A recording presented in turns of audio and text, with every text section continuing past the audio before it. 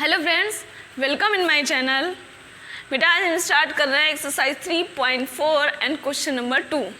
बेटा ये क्वेश्चन हम आपको दो मेथड से बताते हैं। एक तो जो मेथड होता है, एक हम आपको इसकी ट्रिक बताते हैं। ठीक है बेटा, इसको स्टार्ट करने से पहले ये देख लें इसमें क्वेश्चन में क्या बोल रहा है। अव्यूहों के व्युत्क्रम यदि उनका अस्तित्व है तो प्रारंभिक रूपांतरण के प्रयोग से ज्ञात करो। मेन पॉइंट क्या है? प्रारंभिक रूपांतरण के प्रयोग से। ठीक है बेटा, इसको पहले आप कोई मैट्रिक्स मान लो, ए बी कुछ भी मानो। अगर आपने ए माना तो इनवर्स मतलब व्युत्क्रम का मतलब उसका इनवर्स, यानी ए इनवर्स। अगर आपने बी माना तो बी इनवर्स। ठीक है, वो भी कैपिटल लेटर में। स्टार्ट करने से पहले ये देख लो कि उसका अस्तित्व है या नहीं है। अस्तित्व कब होता है? जब डिटर्मिनेंट ए क्या होता है? इसको बोलते हैं डिटर्मिनेंट ए। ठीक है, यानी मॉड ए के रूप में जो लिखा होगा वो होगा डिटर्मिनेंट ए। अगर इसका हम डिटर्मिनेंट ए निकालते हैं, वो 0 के इक्वल आता है तो अस्तित्व नहीं है। अगर 0 के इक्वल नहीं आता है तो उसका अस्तित्व है। चलिए स्टार्ट करते हैं क्वेश्चन बेटा। इसका डिटर्मिनेंट ए निकलता कैसा है? कैसे निकलता है? तिर्यक गुणा करके। जो एलिमेंट्स होते हैं उनमें तिर्यक गुणा, 2 1 जा 2, बीच में आपका माइनस लगता है, 1 1 जा 1, यानी 2 1 कम 2, 1 1 कम 1, 2 से 1 घटाया आपका आया 1। क्या ये 0 के इक्वल है?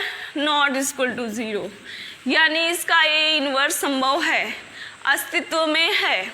अब ए इनवर्स संभव है तो इसका निकालना स्टार्ट करते हैं। ए इनवर्स, ध्यान देना बेटा। तो ए इनवर्स निकालने के लिए आपका फॉर्मूला क्या चलता है? ए इक्वल टू आई ए। ठीक है, ए आपका क्या है? मैट्रिक्स जो आपका दिया हुआ है, 2 1 1 1, एंड आई आपका होता है आइडेंटिटी मैट्रिक्स, यानी इकाई अवयव, जिसको हम लिखते हैं 1 0 0 1।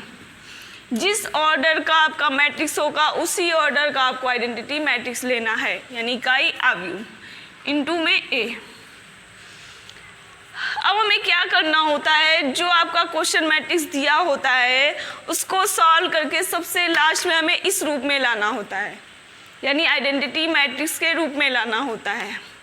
तो देखते हैं बेटा इसको हम कैसे सॉल्व कर सकते हैं। हमें यहाँ पर लाना है 1, यहाँ लाना है 0। सबसे पहले एक कॉलम, जब वो कंप्लीट होगी तो अदर दूसरे कॉलम पे। अगर आपने एक पार्ट इधर किया फिर दूसरे कॉलम पे पहुँच गए तो आपका आंसर बेटा हमेशा सही नहीं आएगा, आंसर गलत हो जाएगा। ठीक है, पहले पहला कॉलम कंप्लीट करेंगे। तो देखते हैं कैसे। ये 2 है, ये 1 है, यहाँ लाना है 1 एंड यहाँ लाना है 0।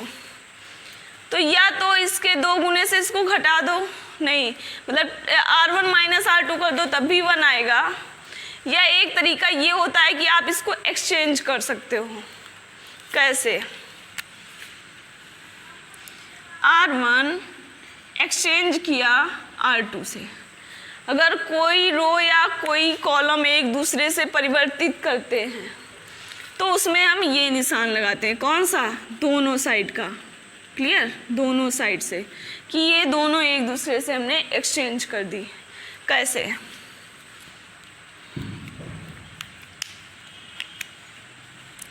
ये R1 R2 जो है वो ऊपर पहुंच गई R1 के स्थान पर, और जो R1 थी वो आ गई R2 के स्थान पर। जो आपने इधर किया वही आपको अदर साइड भी करना है। तो 0 1 ऊपर आ गया एंड 1 0 नीचे आ गया। इतना क्लियर हुआ? अब देखते हैं यहाँ हमारा कितना आना होता है 1, तो यहाँ 1 आ गया। अब यहाँ कितना लाना है? 0। यहाँ 0 लाने के लिए हम क्या कर सकते हैं? हमने लिया कौन सा? R2। हमने कौन सी रो ली? दूसरी रो ली, यानी R2 ली। हमने बताया था बेटा जो इधर लेंगे उसको ही इधर पहले लिखेंगे। हमने R2 ली तो यहाँ भी हमने पहले R2 ही लिया। R2 में क्या जोड़ें या घटाएं, भाग दें, क्या करें कि यहाँ 0 आ जाए? अगर हम R2 में माइनस कर दें 2R1, मतलब 2 माइनस 2 1 कम 2, 2 माइनस 2 बेटा कितना आएगा? 0। यानी कि 1 1। R1 में तो हमने कोई चेंजमेंट नहीं की, R1 हमने लिया ही नहीं, हमने कौन सी रो ली, दूसरी। R2 माइनस 2 R1, 2 माइनस 2 बेटा 0। ध्यान देना, R2 में कितना है 1, ठीक है बेटा, R2 में कितना है 1, माइनस 2 R1 यानी 1 माइनस 2 बेटा करेंगे तो आएगा कितना, माइनस का 1, माइनस 1, ठीक है, इक्वल टू, दूसरा साइड भी वैसे ही सॉल्व करो। R1 में कुछ नहीं, R1 हमने सेम रख दिया, R2 में जो है वो देख लेते हैं। R2 में 1 और माइनस 2 R1 बेटा, माइनस 2 इंटू करेंगे 0 में तो 0, यानी 1 माइनस 0 बेटा 1। अब यहाँ आपका 0 है R2 में, माइनस 2 R1 यानी माइनस 2 का 1 में इंटू कराएंगे तो बेटा माइनस का 2। क्लियर, ये कॉलम कंप्लीट हुआ। अब हम सेकंड कॉलम पे चलेंगे। सेकंड कॉलम में हमें यहाँ पर कितना लाना है, 1 लाना है कितना, माइनस का 1। तो माइनस हटाने के लिए बेटा हम ये नहीं कर सकते, R2 माइनस R2, मतलब हमने R2 में माइनस R2 कर दिया, R2 में माइनस का इंटू करा दिया, तो कितना हो गया, R1 में तो कोई चेंजमेंट नहीं, R2 में हो गया प्लस का 1। दूसरे साइड भी बेटा वही करते हैं, R1 में कोई चेंजमेंट नहीं, R2 में जब माइनस का गुणा करेंगे तो ये माइनस 1 एंड ये माइनस माइनस प्लस का 2। इतना क्लियर हुआ। अब आगे बढ़ते हैं उस साइड। मेरा ये एलिमेंट सारे क्लियर हो गए, ये भी एलिमेंट क्लियर हो गया, बचा कौन सा एलिमेंट, ये वाला। यहाँ कितना लाना है, 0 लाना है। तो यहाँ 0 लाने के लिए बेटा क्या कर सकते हैं, यहाँ 0 लाने के लिए अगर हम R1 माइनस R2 कर दें तो यहाँ कोई चेंजमेंट भी नहीं होगा और आपका यहाँ शून्य भी आ जाएगा।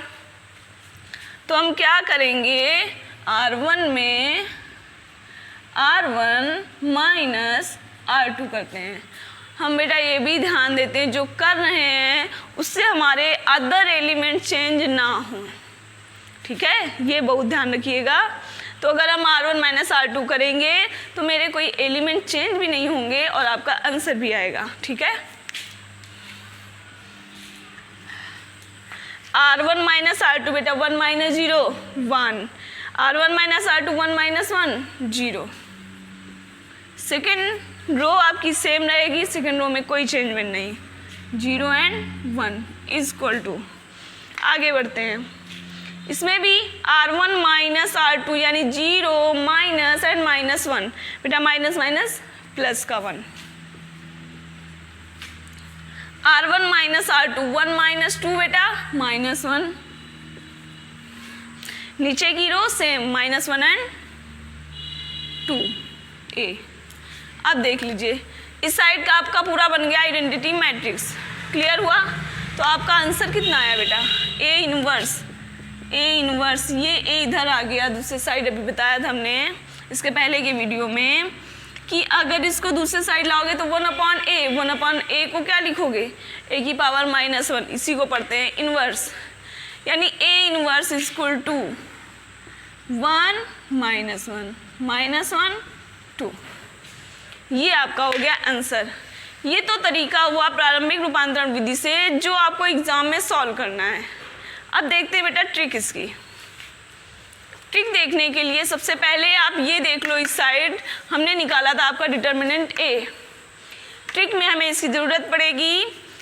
इसके आगे आप बेटा एक्सरसाइज पढ़ोगे सारणिक। तो सारणिक वाली एक्सरसाइज में आपका एक फॉर्मूला चलेगा, A inverse is equal to 1 determinant A into adjoint of A। Determinant A तो हमने निकाल लिया, एडजॉइंट A कैसे निकलेगा बेटा। ये जो आपका क्वेश्चन दिया होता है